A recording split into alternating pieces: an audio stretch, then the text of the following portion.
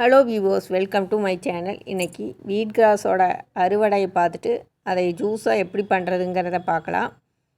இன்றைக்கி 8 நாள் ஆயிடுச்சு இந்த விதை போட்டு. இது முளைச்சி நம்ம கட் பண்ணுற ஸ்டேஜ் வந்தாச்சு.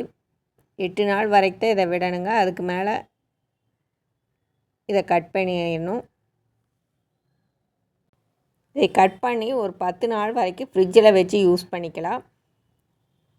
எனக்கு ஒரு 100 கிராம் அளவுக்கு வீட் கிராஸ் கிடச்சிருக்கு. இதை கொஞ்சம் கொஞ்சமாக பிரித்து 10 நாள் ஜூஸ் போட்டு குடிச்சிக்கலாம். ஒரு நபர் பவுடராக இருந்தால் 3 கிராம் அளவுக்கு வீட் கிராஸ் பவுடர் எடுத்துக்கலாம். இது நம்மளுக்கு அளவு தெரியல, அதனால் நான் இந்த அளவு எடுத்து ஜூஸாக பண்ணிக்கிறேன். இதை ஒரு மிக்ஸி ஜாரில் கையிலேயே அப்படியே சின்ன சின்னதாக கட் பண்ணி போட்டுக்கலாம். கொஞ்சம் தேவையான அளவுக்கு தண்ணி ஊற்றி நல்லா ஜூஸாக அரைச்சி எடுத்துக்கலாம். வீட் கிராஸில் நிறையா பெனிஃபிட் இருக்குதுங்க. இதை நாம் வீட்லேயே செஞ்சு நம்மளுடைய ஹெல்த்தை நல்லா பார்த்துக்கலாம். இது ஆன்லைன்லலாம் பார்த்திங்கன்னா 100 கிராம் 150 ரூபா வரைக்கும் விற்கிறாங்க. ரொம்ப காஸ்ட்லியான ப்ராடக்ட் தாங்க.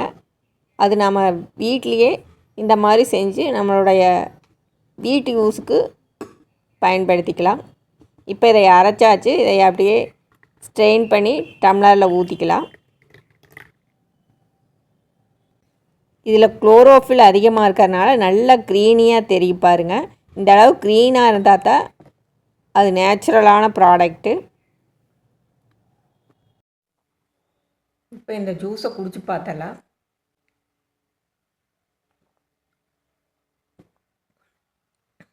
டேஸ்ட்டு கசப்பில்லைங்க, லைட்டாக இனிப்பு மாதிரி இருக்குது. ஜூஸை அனிமிக்காக இருக்கிறவங்க குடிக்கலாம், வெயிட் லாஸ் பண்ணணும்னு விரும்புகிறவங்க குடிக்கலாம். அப்புறம் சுகர் பேஷண்ட் கூட இதை குடித்தா சுகர் நார்மலாக இருக்குதுன்னு சொல்கிறாங்க. எப்படின்னு இதை குடித்து அதனுடைய ரிசல்ட்டை பார்க்கலாம். நெக்ஸ்ட் வீடியோவில் பார்க்கலாம். தேங்க்யூ.